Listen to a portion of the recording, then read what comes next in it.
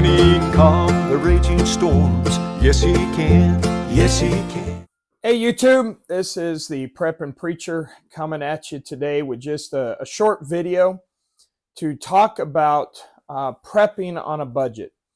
Recently, I watched a video put out by a group of men that I believe are meaning well, but I watched 17 minutes of over an hour long video, and it was ridiculous. I mean, just the baffling back and forth and not really having much of a sense of seriousness about it. It seemed more like it was a joke to them.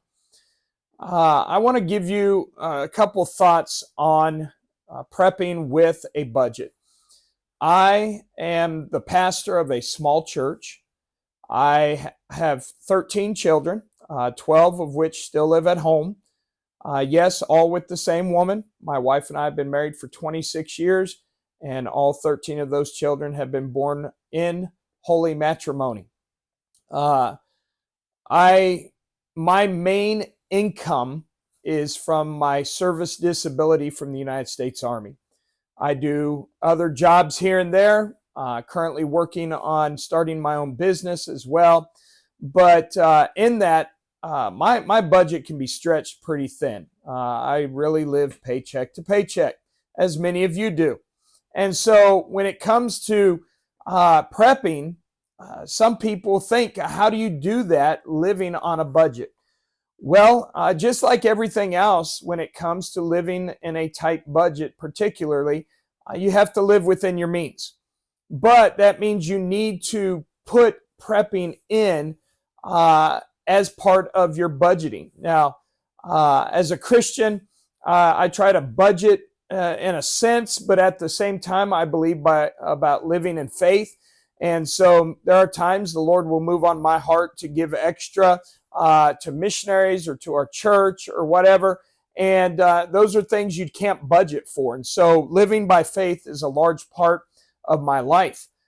So in that, when you think of budgeting or trying to prep on a limited budget, you just have to put that in your thoughts. And you have to do little bit by little bit. This other video I watched, it was like they gave this long list of things that they said you got to have. And a lot of it would be nice to have, but not necessarily got to have. But they came up with like this budget of what you need to get of over $17,000. And in that, they did not even include food and water. And so that's what I'm saying. It was like they weren't taking it serious. So you gotta decide, what are your necessities? What are the things you have to have? And so when you think about survival, what is the things, or what are the things that you need to survive? Well, you need food and water. You need shelter.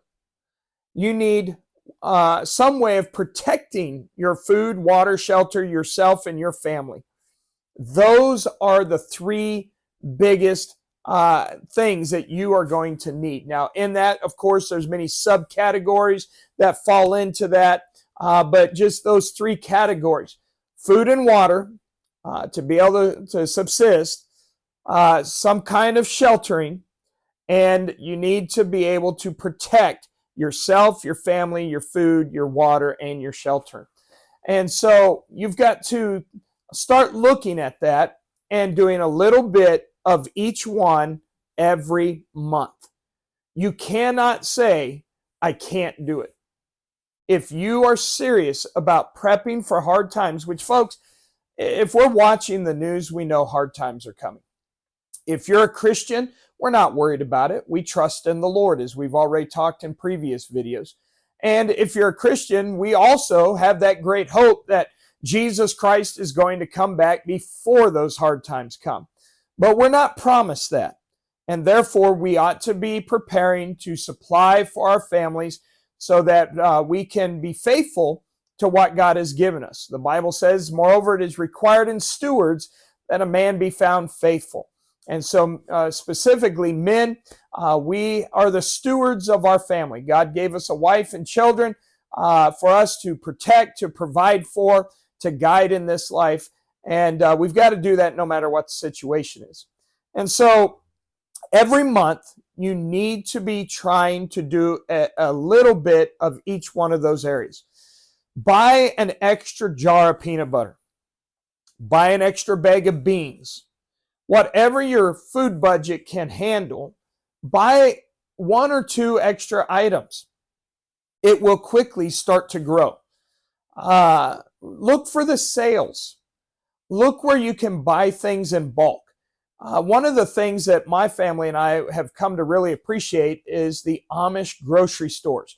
These are like a damaged freight store, and you might have one in your area that's not Amish. I don't know. When we lived in Colorado, there was one in the town there that we used frequently.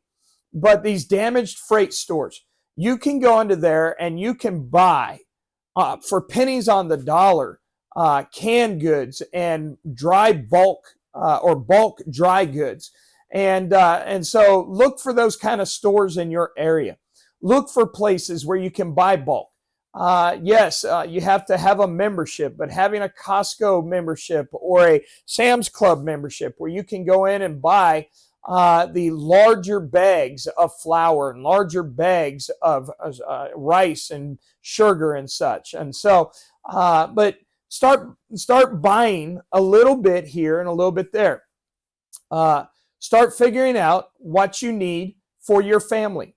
I'll be posting very soon some links for charts to help you try to find what it is exactly your family would need to subsist for a certain period of time.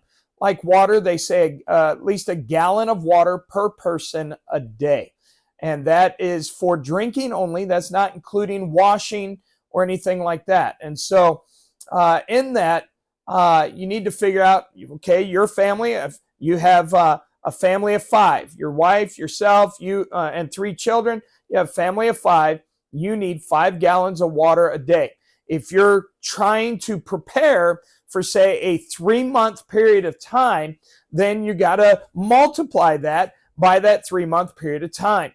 And that's how much water. Well, buy a case of water here, a case of water there. At like Costco, you can get the case of 6 1-gallon bottles of water. Those are great. The actual for the money, actually getting the 16-ounce bottles are cheaper. You can get a whole case of those and have more than 6 gallons of water in that. But then you have just smaller individual bottles. And so in that, I buy both. Sometimes I'll buy a case of the small bottles. Sometimes I'll buy a case of the gallons of bottles. Also, if you can find them, the empty bottles and go and trade it to get them for a little cheaper, those 5-gallon water jugs that you put on the water dispensers. Take that in, exchange it for a full one, and put that 5 gallons away into your storage. Another way is to have a rain collection device, where you can collect rainwater into barrels. You'll have to filter that water and so forth, but that would be a way to have water, and specifically at least to have water for cleaning there, and then use the bottled water for drinking if you so desire. But buy a little bit every month. Buy something for your protection every month, whether it be a box of ammo, whether it be putting money aside every month. You might not actually buy it that month, but you put the money for something aside every month. And then when you're able to, you buy that gun that you need. You need to research. A lot of times you can find weapons a lot cheaper online than going to your local gun store. And I hate to say that. I love buying local. But when you're on a budget, you got to do what you got to do. And so companies like Palmetto State Arms, Bear Creek Arms, I've bought from both of them multiple times, and they have good quality AR-15s, good quality pistols, and you can get those things on much cheaper than going down to the store and buying at the local gun store. Look at your places that stock ammo for sales. Here we have Rural King. It's a ranch store, and I go there frequently and just browse around, and guess what? I'll find boxes of 22 for on sale. I'll buy 12 gauge shotgun shells on sale, 5.56 on sale, whatever, and I'll buy 2 or 3 boxes, whatever I can afford at that time. So whether it's buying really every month or putting the money aside for that bigger purchase, either way, you're doing something every month to prepare. And like I said, little by little, that will multiply, and you will start to have your preparations for the hard times. And think about this. Let's say you started prepping today, and in a month or two, things went bad.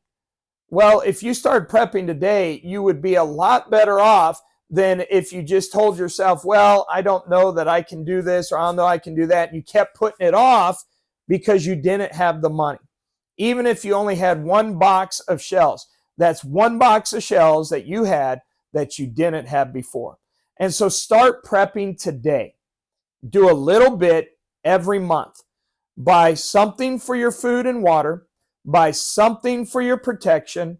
Do something to help secure your home.